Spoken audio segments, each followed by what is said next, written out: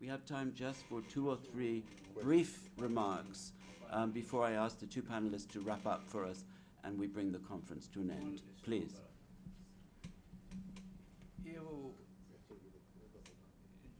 Eu vou hablar em português. Eu me senti gratificado pela excelente exposição desse painel. Eu queria, dentro do tema, dizer que eu estou concluindo um livro com o seguinte tema, o título, 150 anos de confusão democrática. E, traçando a tipologia dos democratas, já cheguei a 24 tipos. Então, a democracia discutida no plano dos conceitos realmente fica uma resposta irrespondível.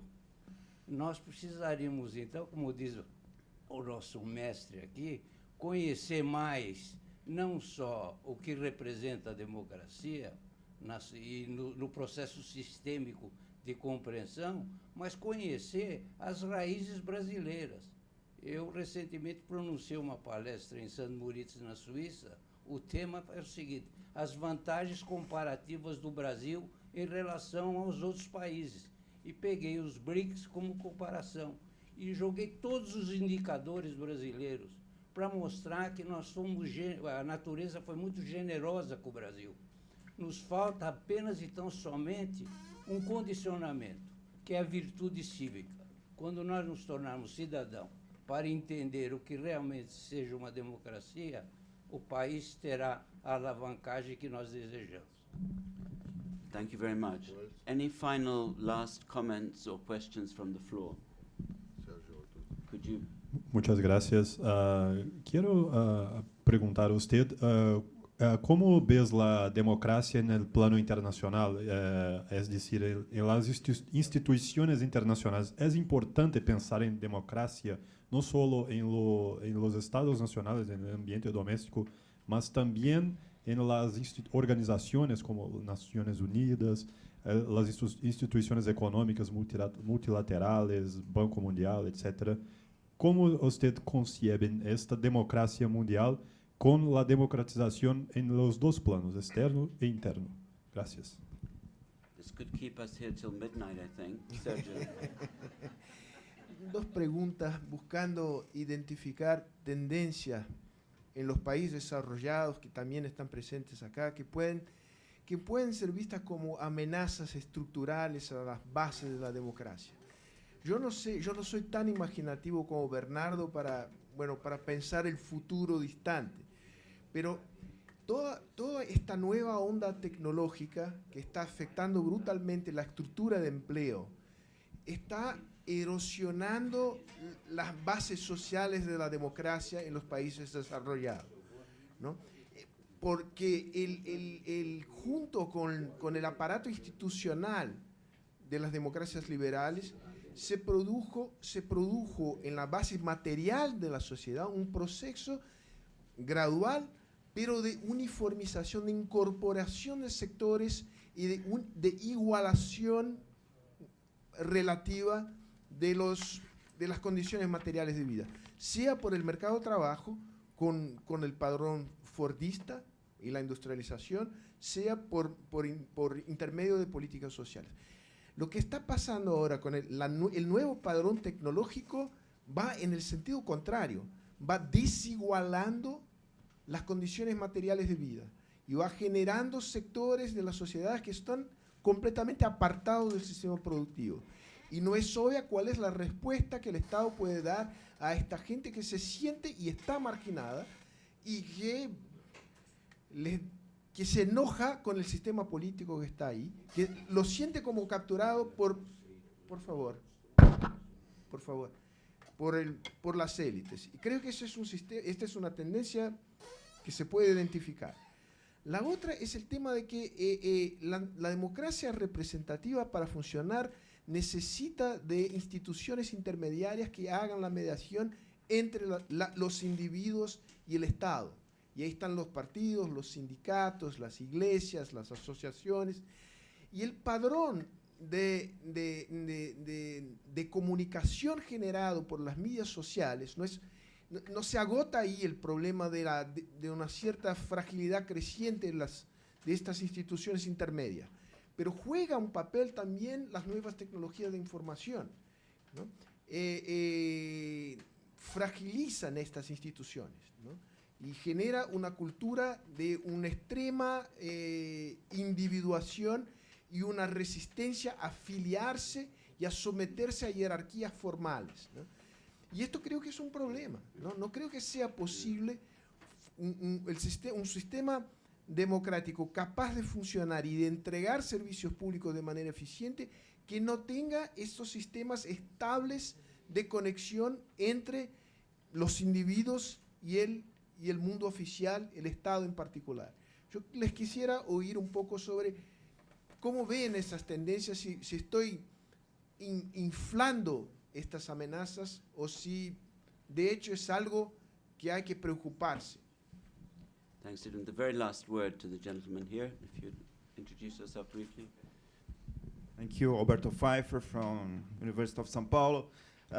Actually, Sergio Fausto basically highlighted the point that I wanted to make. But basically, what I wanted to hear from you is something that I heard throughout the whole sessions here today. And basically, it was quite conclusive and seems to me as a paradox. What was the role of the political parties under these new circumstances in a representative democracy, under new ways of representation by social media and so on and so forth? We heard today the description of how the political parties' traditional systems is breaking apart all over the world. So what's the perspective? Is there still life for the political parties in this new democratic, new form of democracy? Thanks very much. I wonder if I could just ask Bernardo and Juan to share with us their main takeaways from the entire conference. And in the process of doing that, if you are able to address these questions which have to do with technology, which have to do with the strength of institutions, whether internally or internationally, and which have to do with bodies such as political parties with which we've been very familiar for a long time, but which now seem to be challenged by many of the other developments we've seen, the rise of minority parties, the chipping away at the strength of traditional parties, particularly in Europe. If you could share with us just a few takeaways that cover some of these points, we'll then be able to wrap up. Muy bien. Yo pienso que un buen debate es cuando deja todavía muchas preguntas en abierto y no la sensación que todo fue respondido, porque además sería falso. Entonces, solo algunos pequeños puntos que me quedan a mí de esta conferencia. Primero, una preocupación. En la medida que la crisis democrática que se presenta hoy en Estados Unidos, para llamarla de alguna forma, y en Europa, lleve un Trump o mismo una Hillary, en Europa el contexto actual, va a haber un cierre de lo que alguien, creo que Jorge mencionó, desglobalización. O sea, en un momento que especialmente de este lado atlántico, Brasil y Argentina, quiere abrirse, los otros no van a decir, esperen, que en este momento estamos cerrados. Una preocupación. O sea, más allá de la gran teoría democrática, que hoy esos países, por razones de ellos, se sientan un poco un malestar con la globalización, se cierran y nosotros tenemos un problema. Primera cosa que en abierto, ¿no? Las dinámicas internacionales y las nacionales, cómo se relacionan. Volviendo un poco a la vieja cuestión colocada en el libro Dependencia y Desarrollo, ¿no? Cómo las crisis de afuera, y ahí qué hacemos nosotros. Si nosotros queremos, pero ellos no quieren, ¿cuáles serán las alternativas? Ese es un tema que me quedó en la cabeza. El otro tema, sin duda, lo que tú has mencionado, lo que el presidente Cardoso mencionó, es el tema, nosotros teníamos fuerte sensibilidad social. y introducimos el tema de la libertad hasta quizás con más fuerza por causa de la dictadura, la experiencia de la dictadura. Pero creo que ninguno de nosotros abandonó esa sensibilidad a lo social, inclusive porque está demostrando en el mundo. Desigualdad produce problemas graves a la democracia. Es como la caja de cigarro, ¿no? Desigualdad produce problemas a la democracia. No la use demasiado porque puede tener problemas ahí adelante, ¿no? Entonces, tenemos ese problema. Entonces, ahora, claramente no es más la vuelta al sindicato. Antes teníamos la respuesta de desigualdad, luchas sociales, etc. No es más eso. Es más, en este momento, por ahora, el modelo tecnológico concentra ganos de productividad en pocos sectores que ganan muchos. Y ya lo mencioné anteriormente, no me vengan que con todo lo que es importante, educación y mucha educación, siempre educación, pensar que la educación va a resolver el problema del desempleo estructural de una sociedad tecnológicamente concentrada en pocos sectores. No hay tal fenómeno. No acontece en Inglaterra ni en Alemania, que tiene un avance. Ponerle educación en eso. Vamos a demorar mucho llegar a Alemania. Y los alemanes no consiguen resolver. Tenemos un problema, entonces, recolocar el tema de cómo se resuelve el problema de la desigualdad en condiciones que los viejos mecanismos no funcionan. Ahí tenemos libros de Stiglitz, gente que está pensando eso, pero que hay que introducirlo en el debate, ¿no? Y el tercer punto, pienso que el tema de los partidos, estamos en este momento sin respuesta. Primero, reconocer que no tenemos respuesta. Segundo lugar, comenzar a ver lo que se está haciendo y los problemas que surgen cuando la gente hace. ¿Qué pasó con 5 estrellas? Hay cosas interesantes, cosas erradas. ¿Qué pasó con Podemos? En nuestro libro investigamos el partido de la Red en Argentina. Hay que tener humildad. No va a ser resuelto teóricamente el problema, ¿no? Primero, humildad, reconocer, acompañar experiencia y a partir de lo que uno pequeño puede contribuir, va a contribuir, sin esperar que el tema será resuelto a nivel teórico. Paro por aquí y le paso la palabra a mi compañero argentino.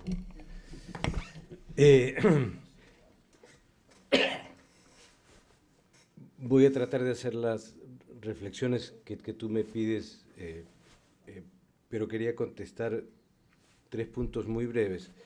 La primera es que, sin lugar a duda, el Estado de Derecho es un tema central en América Latina, el estado del Estado de Derecho.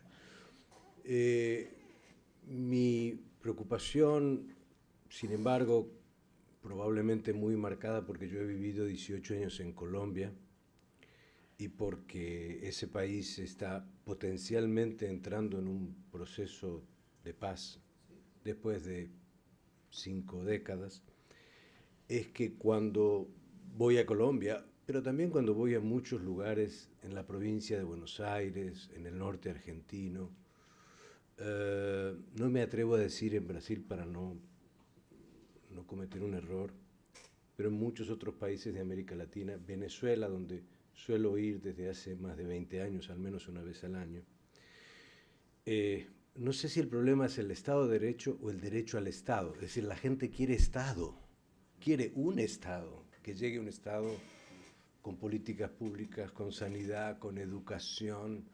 Me parece que ese sigue siendo un tema para América Latina presente. Sin olvidar el Estado de Derecho.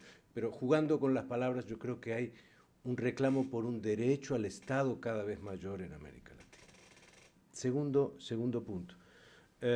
Hubo una época que no fue dorada, pero que fue relativamente promisoria, a mi entender, que fue el hiato entre 1990 y 1995, en realidad 1998 hasta Kosovo, en el cual, en la lógica del fin de la Guerra Fría, del dividendo para la paz, de una nueva agenda internacional, la idea de la democratización de las instituciones internacionales estaba en el corazón real de los debates públicos y estratégicos. No al azar, en esa época surge la idea de, bueno, ahora sí dar curso a la reforma del Consejo de Seguridad de Naciones Unidas, que estaba ahí, pero para dinamizarse y no se hacía.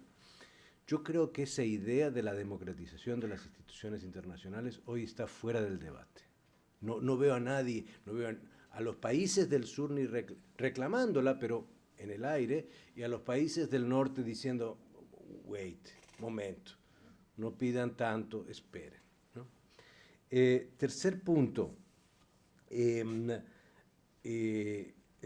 tema tecnológico. Yo comparto lo que estás señalando, Sergio. Me voy a referir al tema tecnológico en la relación entre Argentina y Brasil, porque me parece muy importante. La carrera tecnológica va a ir por el lado en que va. Los cambios van a generar menos posibilidad de empleo humano. Pero, a diferencia de lo que señalaba Jorge Castañeda hoy, que decía, bueno, en algún momento habrá que avisarle a la gente que no va a tener empleo, yo creo que eso no es una buena política para gobernar. Lo que diría es que hay una serie de ventajas que nuestros dos países tienen, que es la ventaja en el sector agroindustrial, que no es menor, que ahí tenemos unos índices de productividad enormes, una capacidad fenomenal. Y terminar con el debate de política industrial o política agrícola. Yo creo que la política industrial en nuestros dos países particularmente tiene que ser vista como una parte de una política social. No va a dar grandes dividendos, nunca vamos a tener tasas de productividad como Alemania, nunca, pero vamos a generar empleos, vamos a generar puestos de trabajo y vamos a hacer un tránsito hacia ese mundo cada vez con menos empleo, un poco más acolchonado. Pero me parece que eso faltaría en nuestro debate conjunto entre Argentina y Brasil. ¿En qué áreas somos productivos? Compitamos con el mundo, ahí vamos a ganar. El sector industrial no lo desmantelemos, sino que entendamos que el sector industrial es para política social. Ah, no, pero eso no se hace, no está bien. No, sí se hace, sí se debe hacer. Se necesita una política pro empleo en el área industrial. Termino con dos o tres observaciones. Lo primero es que, a mi modo de ver, el encuentro de hoy mostró que ya pasamos el nivel de incertidumbres. Si yo tomo una conferencia como esta hace 3 o 4 años, bueno, las cosas son inciertas, bueno, hay muchos interrogantes. Hoy me parece que fue un evento muy franco en el sentido de decir, hay dilemas y contradicciones severas. No es que estemos en un mundo de incertidumbre. Hay dificultades severas, próximas, inminentes, sobre las cuales habrá que trabajar, y creo que ese es un mérito. Creo que es un mérito de las diferentes mesas. Segundo, yo diría que todavía nos falta analizar dos cosas. ¿Cuáles fueron las fuentes originales de las dificultades? Por ejemplo, cuando hablábamos de la Unión Europea, nosotros los latinoamericanos, quizá erradamente, quizá equivocadamente, quizá con una lectura un poco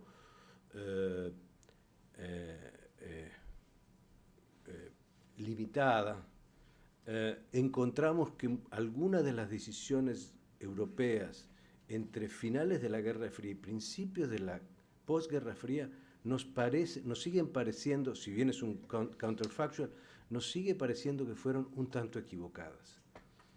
Y que Europa, sin embargo, se resiste a ver las fuentes de la desintegración. No las fuentes de mayor integración, sino las fuentes de la desintegración.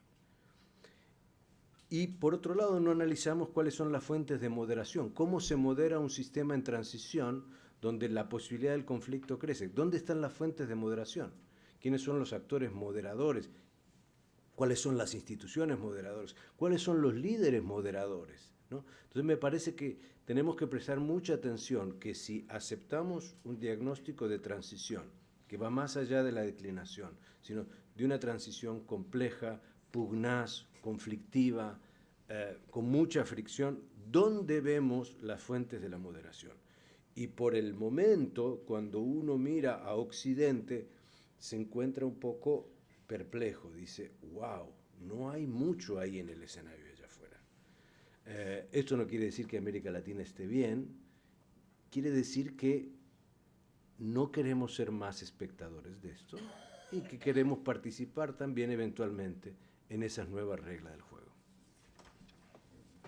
I'd like to thank our two speakers very much indeed, as well as Matthew, who had to leave us, for their very thoughtful analysis, which has put on the table more questions than answers. But Sergio, I think that gives us something to get our teeth into and to work together on in the future. I think we should put our heads together and what conclusions we draw, also operationally in terms of a follow-up meeting. I think the richness of what's been put on the table deserves continuity, and so this shouldn't be just a one-off event. And thank you very much indeed, President Cardozo, for joining us and sharing your thoughts with us. I don't know if you have any closing remarks, Sergio, that you would like to. Okay, no more than 45 minutes. 45 minutes. 45 minutes. Yeah, sure. Okay. Well, thank you very much indeed for participating, for joining us. Thank you to all of the staff who have helped to make this possible. And I look forward, on behalf of the German Marshall Fund, to working again with you soon on equally important topics. Thank you.